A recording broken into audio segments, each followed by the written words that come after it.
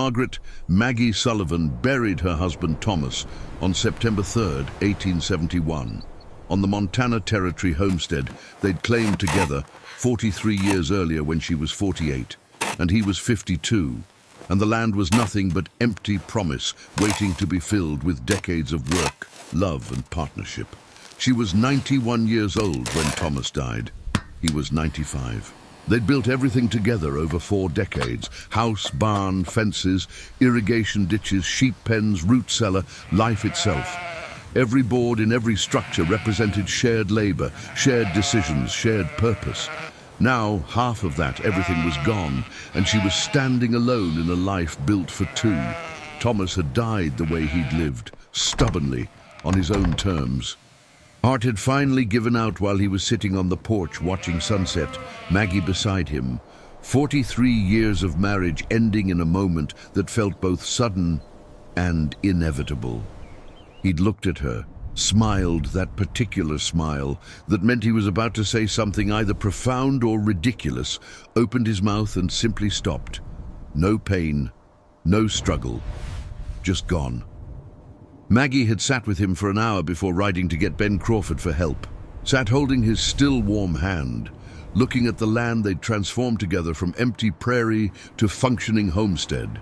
Understanding that everything was about to change in ways her 3 adult children would interpret as collapse. But she understood as transition. Her children arrived for the funeral from their respective cities. Robert from Helena, Catherine from Bozeman, James from Butte, where they'd all moved years ago seeking opportunities Montana Territory homesteading couldn't provide. They visited maybe twice a year, always briefly, always with that particular tension between rural parents and urban children who'd chosen different lives. The funeral was simple. 20 neighbors, 3 children, Maggie standing dry-eyed beside a grave on land she and Thomas had loved for 43 years. She didn't cry. Crying was private, was for later, was between her and the empty bed and the house that echoed with absence. After the burial, after the sparse funeral meal the neighbors had brought, after the sympathetic murmurs and the "if you need anything" promises everyone knew were polite rather than genuine, her 3 children gathered in the house with sympathy on their faces and a plan they'd clearly discussed before coming. "Mother, you can't stay here alone," her eldest son, Robert, said, standing in the main room of the house she'd lived in for 43 years, looking around at worn furniture and familiar walls as though seeing evidence of decay rather than home. "You're 91. This place is too much work. The isolation, the physical demands. You need to come live with one of us. You need family nearby. You need help." "I'm staying," Maggie said. Not argumentative, just factual. "The way you'd state that sky is blue or water is wet. Mother, be reasonable. You're 91 years old. That's not young. Most people your age are in their final years. Resting, being cared for, not trying to run a homestead alone. I've managed this homestead with Thomas for 43 years. I know every fence post, every irrigation schedule, every seasonal task. I'll manage it without him." Her daughter Catherine tried softer persuasion. "Mother, we're worried. What if you fall? What if you get sick? There's no one out here. The nearest neighbor is 5 miles away. We love you. We want you safe." "I am safe. I'm home." Her youngest son James tried the direct approach. "Mother, you have 40 sheep. They need care. Winter's coming. You can't handle sheep through Montana winter at 91. It's impossible. I've handled them for 20 years, since we started the flock. I know every sheep by name. I'm not abandoning them." The children left frustrated, promising to return monthly to check on her, clearly hoping she'd see reason and give up this foolish independence. They didn't understand, couldn't understand. This land wasn't just property. It was 43 years of marriage, of work, of life built from nothing. Leaving would be dying. The sheep were Maggie's project, started 20 years ago when Thomas's arthritis made heavy farm work difficult. Sheep were manageable, gentle, The flock had grown to 40 head, producing wool that provided steady income. Maggie knew every animal, knew which ewes were good mothers, which lambs were adventurous, which rams needed watching. But Montana winter was brutal on sheep. Wolves came down from the mountains when snow covered their usual hunting grounds. Last winter, wolves had killed 3 of her flock, despite the barn, despite locked doors. The wolves had dug under the barn wall, gotten inside, slaughtered. Thomas had been too weak to help. Maggie had found the carnage in mourning and spent the day dragging dead sheep out, repairing damage, trying to prevent another attack. But she knew the barn wasn't wolf-proof. Come winter, the wolves would return. She needed something better, something the wolves couldn't penetrate, something that would protect her flock absolutely. She decided to build a dugout, an underground sheep shelter carved into the hillside behind the barn.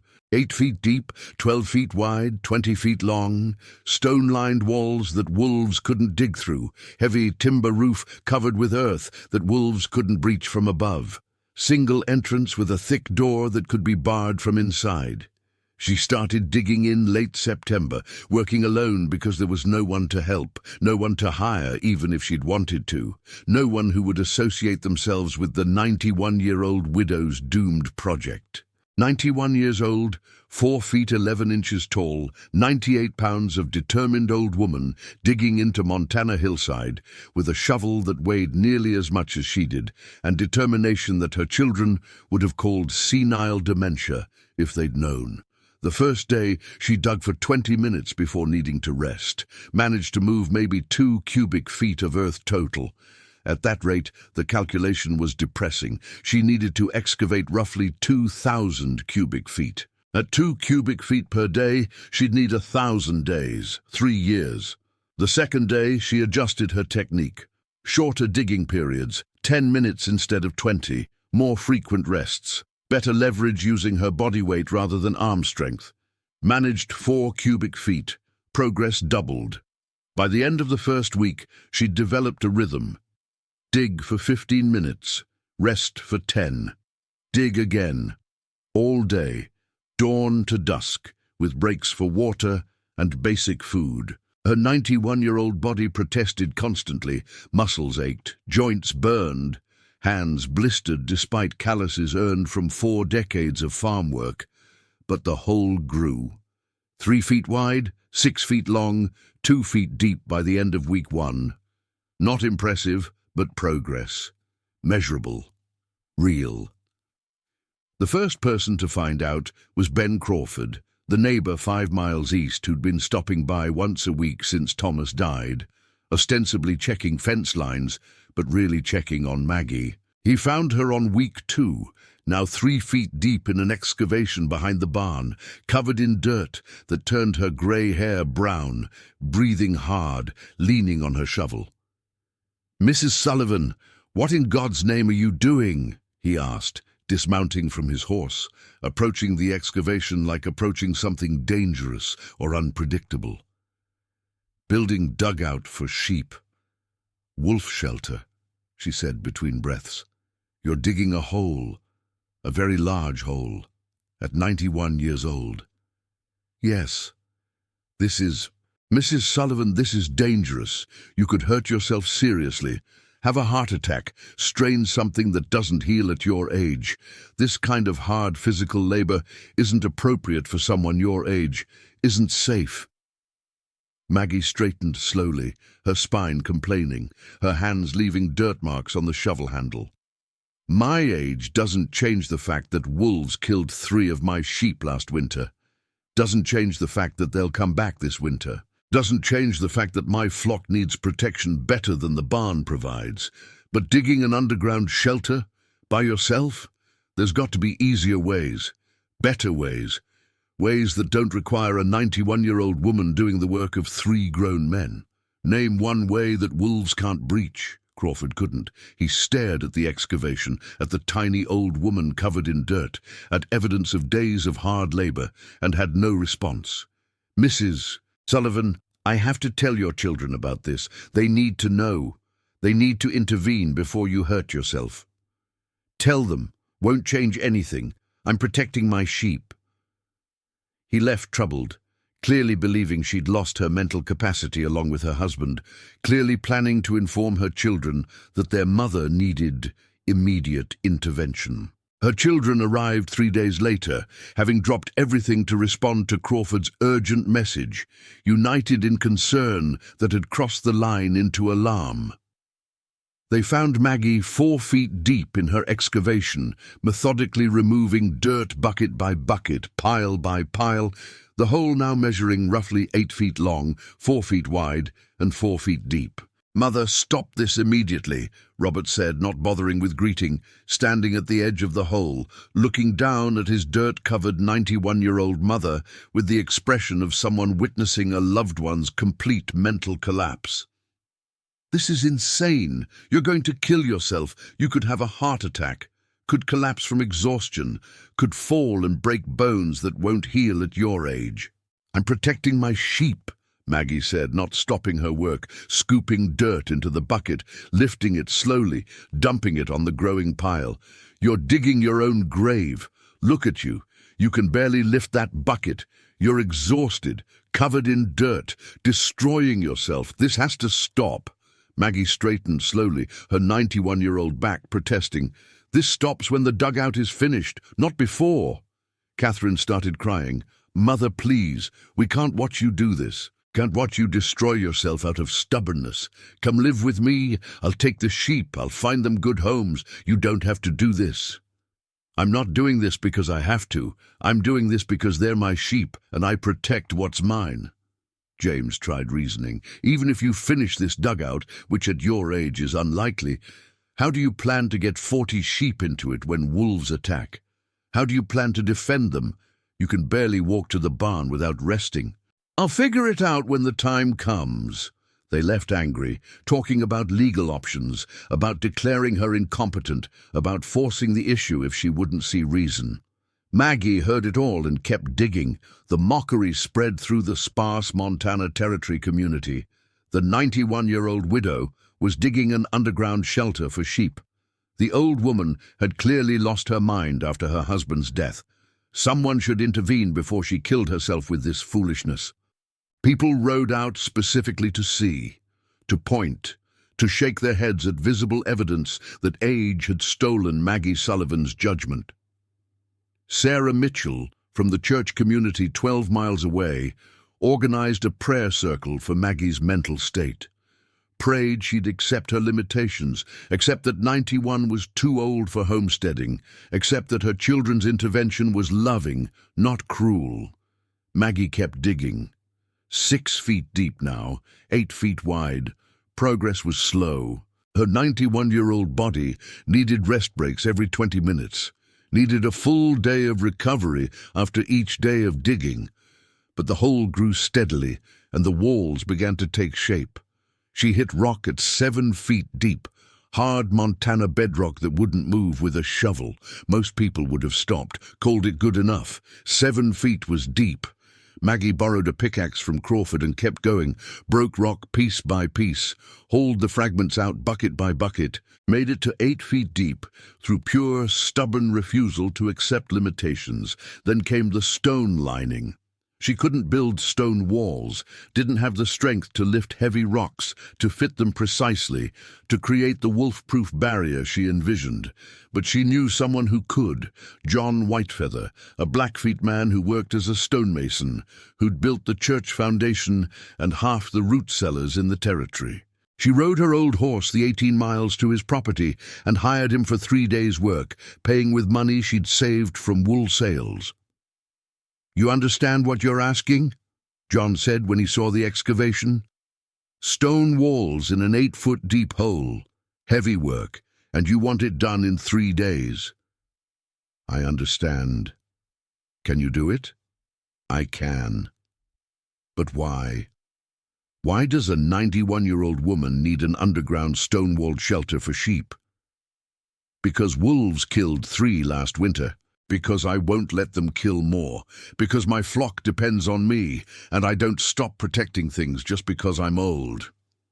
John studied her, this tiny ancient woman with dirt under her fingernails and absolute certainty in her eyes. 3 days. I'll make it wolf-proof. He did. Built stone walls 3 feet thick at the base, narrowing to 2 feet at ground level. Fitted stones so tight a knife blade couldn't slide between them. Created walls that would stop any wolf, any predator, any threat. Then Maggie built the roof herself, heavy timber beams spanning the width, supported by John's stone walls, planks laid across the beams, 3 feet of excavated dirt piled on top of the planks, creating massive weight, massive insulation, massive protection. The entrance was a narrow ramp, sloping down from ground level to the dugout floor, with a thick wooden door at the bottom that could be barred from inside with a timber as thick as Maggie's leg. She finished in late October. 2 months of work, 2 months of mockery, 2 months of her children threatening legal action and her neighbors predicting her imminent death from overexertion. The dugout was ready. Now she had to wait for winter, wait for wolves. Wait to prove that 91 didn't mean helpless. The first snow came November 10th, light dusting that melted by noon. The second snow came November 15th, 6 inches that stayed. The temperature dropped steadily, 20 degrees, 10 degrees, 0. Maggie brought her flock to the dugout entrance every evening at dusk, teaching them the routine. Walk down the ramp, enter the shelter, sleep safe. She'd fitted the dugout with hay for bedding, water buckets, everything the sheep needed. The sheep learned quickly. By the 3rd night they walked into the dugout willingly at her signal, 40 sheep filing down the ramp, entering the underground shelter, settling for the night. Maggie barred the door from inside and slept there with them, a tiny 91-year-old woman surrounded by her flock. The wolves came on December 2nd, 1871, arriving with a blizzard that had started at dawn and built throughout the day into something biblical in its fury. Snow had begun as light flakes around 6 a.m. By noon, it was falling so thick visibility dropped to maybe 10 feet. By evening, the world had disappeared into white chaos, and temperatures had plummeted to -20, with wind creating effective temperatures of -50. Maggie had recognized the storm's seriousness at first light, had watched the sky turn that particular shade of grey-white that meant serious snow, had felt the temperature dropping, the wind building, the atmospheric pressure changing in ways that old bones feel before thermometers register. She'd moved her flock into the dugout at 10 a.m., hours before the storm reached its peak, led them down the ramp in groups of 8, speaking to them in the calm voice they knew, the voice that meant safety and routine and protection. 40 sheep filing into the underground shelter, settling into hay she'd spread thick for bedding, drinking from water buckets she'd filled and placed strategically. By noon, all 40 were inside. Maggie barred the heavy door from the interior, dropping the timber bar into its brackets, sealing them all in. Then she settled in to wait out the weather, sitting on a small stool she'd placed in the corner, wrapped in wool blankets, listening to the storm build above them. The dugout interior was dark, lit only by a single small oil lamp she'd brought down. The sheep were restless at first, uneasy about confinement, about the darkness, about being underground. But they calmed as hours passed, as they realized Maggie was there, as they settled into the routine she'd trained them to accept. Outside, the blizzard raged with increasing violence. Maggie could hear it through 8 feet of earth and timber, the wind screaming across the prairie, the snow hammering against any exposed surface, the temperature dropping to levels that killed anything caught outside within hours. The wolves arrived around midnight. Maggie heard them before she could identify what she was hearing.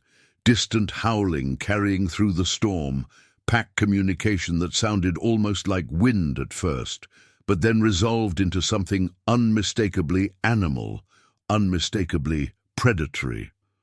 The pack was hunting, desperate. Storm conditions forced them down from mountains where they usually stayed, forced them to search for food at lower elevations, forced them to risk approaching human settlements they'd normally avoid. They found the barn first, following scent trails even through blizzard conditions. Maggie listened to them testing the barn door, scratching, pushing, trying to force entry. The barn was empty. No sheep, no livestock of any kind. Nothing but hay and tools and empty stalls. The wolves moved on, circling the property, following scent trails that led to the dugout. Maggie heard them approaching, heard the change in sound as they moved from open prairie to the area above the underground shelter. Their weight crunching through snow above the earthen roof was distinct, different from wind sound, different from anything natural. Footsteps, multiple animals, moving across the roof, testing its stability, following sheep scent to its source. 40 sheep shifted nervously, picking up on Maggie's tension, sensing predators nearby, even though they couldn't see or hear them directly. Maggie stood slowly from her stool, every joint protesting after hours of sitting in cold, and moved to the center of the dugout, where she could respond to threats from any direction. The wolves found the entrance ramp. Maggie heard them clearly now, the scrabbling of claws on packed earth and snow, the heavy breathing, the low growls as they communicated, as they coordinated their attack on what they could smell but couldn't reach. They came down the ramp toward the door, hit the heavy timber barrier, and threw themselves against it with impact that shuddered through the entire structure. Maggie felt it through the floor, through the walls, through her bones. The sheep panicked, pressing against the far wall, making distressed sounds, looking to her for protection.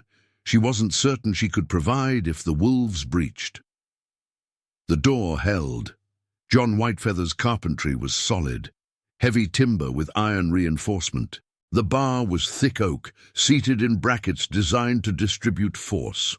The wolves hit it again, and again, each impact testing the construction, testing whether desperation and strength could overcome engineering.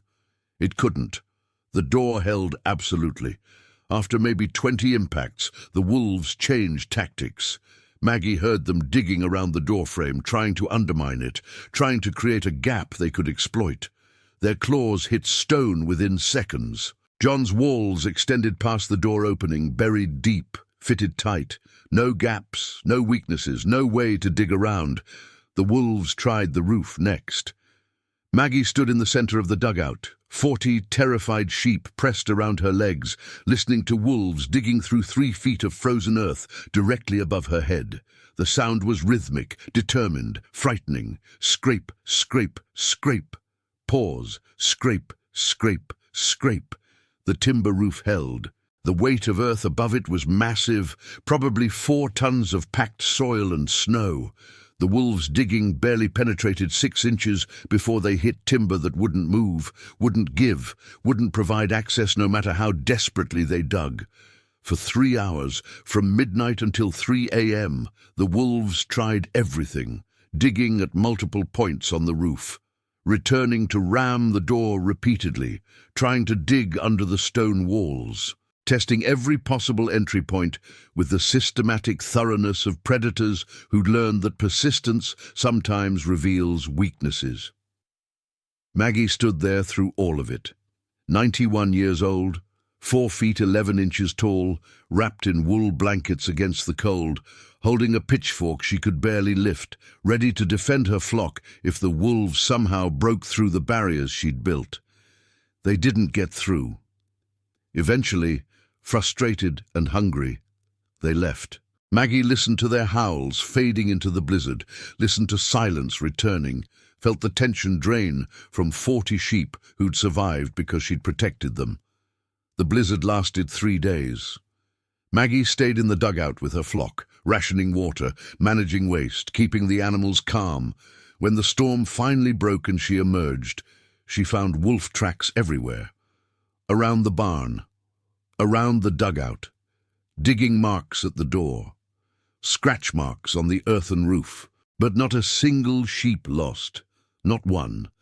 Ben Crawford arrived on the fourth day, having fought through snowdrifts to check on her, certain he'd find a frozen 91-year-old woman who died trying to protect sheep she couldn't save. Instead, he found Maggie leading her flock out of the dugout, every animal healthy, every animal alive, and a tiny old woman who looked exhausted but satisfied. "Mrs. Sullivan, you survived. The sheep survived." "How?" "Dugout worked. Wolves couldn't get in. Sheep stayed safe." Crawford walked around the dugout, seeing the wolf tracks, the digging marks, the evidence of desperate predators trying and failing to breach the shelter. "This actually worked. Your crazy underground shelter actually protected them. Wasn't crazy, was practical. Wolves can't dig through stone walls, can't break through timber and earth roof. Simple engineering." Word spread faster than the wolves had run. The 91-year-old widow had saved her entire flock during the blizzard. The underground dugout everyone had mocked had proved wolf-proof. The old woman everyone thought was senile had built something that worked better than any conventional barn.